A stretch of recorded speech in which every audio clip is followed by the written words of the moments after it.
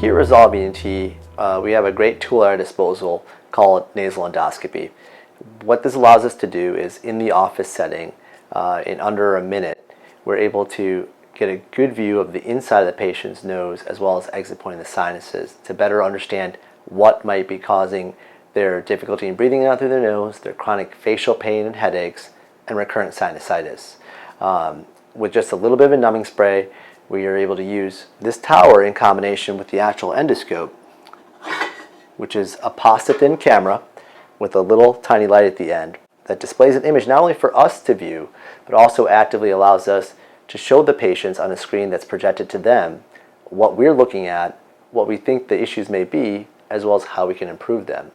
It's a small, flexible camera which doesn't go the whole length, only from about here to about another inch to 2 inches in the nose. Tickles the nose, but nothing worse than that. And at the end, we remove all of it, and we can again review the pictures and our thoughts on what the next steps are. These are just one of the many kind of interesting tools that we have available to us here that are easy for our patients and for us to figure out our next steps. Now that we briefly discussed nasal endoscopy and what the purpose of it is, our next step is to show you what this might look like in a sample patient. Here we've placed the endoscope into the right nasal cavity of the patient. What we see on the right is the septum. On the left side of the screen is the inferior turbinate. These can often be enlarged, in this case slightly enlarged, but reasonable. Now we have a view of the middle turbinate, which just sits right above the inferior turbinate. This shows the exit point of approximately 2/3 of our right-sided sinuses. We're returning now back to the lower portion of the nose where the majority of our airflow when we're breathing through our nose is coming through. As we gently pass the scope between the septum on the right of the screen and the turbinate on the left of the screen, we'll eventually get to the common cavity of the nasal airway, which combines the right and the left nasal pathway. On the bottom here, what you see moving is a soft palate.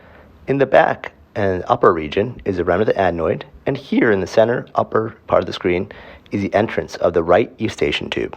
We are now withdrawing the scope carefully and gently. We have not noticed any significant secretions or postnasal drainage worrisome of possible sinus infection. This is the upper portion of the nasal cavity. Now we are introducing the scope into the left nasal cavity, where the septum is on the left side of the screen now, and the inferior turbinate on the right. The black areas where we're actually having our predominant amount of nasal breathing on the left side. As we approach a little higher, we again see the middle turbinate, with, to the right of that, the drainage of 2/3 of the sinuses on the left. Again, we notice no significant abnormal drainage. As we speed ahead, we're going to work our way again to the posterior part of the nasal cavity, where it combines with the right nasal cavity. As we do so, we again now see the remnant of the adenoids and the entrance to the eustachian tube here in the lower right of the screen, as we've rotated the camera a little bit. And the palate again is moving.